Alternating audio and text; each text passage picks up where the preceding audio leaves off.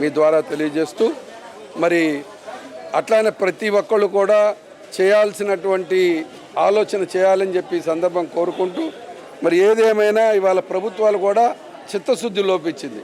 పేదరికాన్ని అరికట్టాలనేటటువంటి ఆలోచన లేకుండా కేవలం రాజకీయం ద్వారాగా ఒక్కసారి గెలిచి మళ్ళా రెండోసారి గెలవాలి అనేటటువంటి మరి అధికార ఆలోచన తప్ప పేదల్ని రూపుమాపి వాళ్ళని సామాన్యమైన జీవితం సాంఘికంగా ఏ విధంగా అభివృద్ధి చెందాలో ఆలోచన చేయలేనటువంటి దౌర్భాగ్య పరిస్థితిలో ఉన్నారు.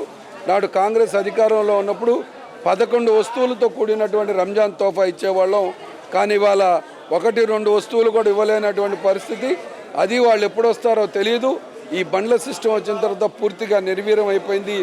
ఏది ఏమైనా అల్లాని ఇష్టపరచడం కోసం చేపట్టేటటువంటి ఈ కార్యక్రమంలో పైవాడిని మరింత సేవ చేసేటటువంటి శక్తిని ఇవ్వాలని చెప్పి మీ ద్వారాగా రాష్ట్ర ప్రజలను ప్రార్థన చేయమని కోరుకుంటా ఉన్నాను. మస్తాన్ గారు వారి కుటుంబ సభ్యులు రంజాన్ సందర్భం కాకుండా క్రిస్మస్ సందర్భాన, సంక్రాంతి సందర్భాన అనేక పండుగలకి పేదలకి పండుగ జరుపుకోలేని స్థితిలో ఉన్న వారికి ఈ విధమైన నిత్యావసర వస్తువులు తప్పించి వారు కూడా పండుగ రోజు సుఖశాంతంతో ఉండాలని చెప్పి కోరికతో చేయడం అనేది ఒక మంచి కార్యక్రమం.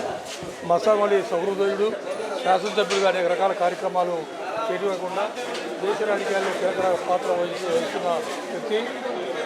రంజాన్ సందర్భాన వారి కుటుంబ సభ్యులు ఉపవాసం ఉన్నారు. వారి భగవంతుడు ఆయురారోగ్య ఐశ్వర్యాలు ఇచ్చి ఇంకా ఉన్నత స్థానం నిలబెట్టాలని చెప్పని భగవంతుడు మనసారా కోరుకుంటూ రంజాన్ శుభాకాంక్షలు పేదలందరికీ తెలియజేస్తారు.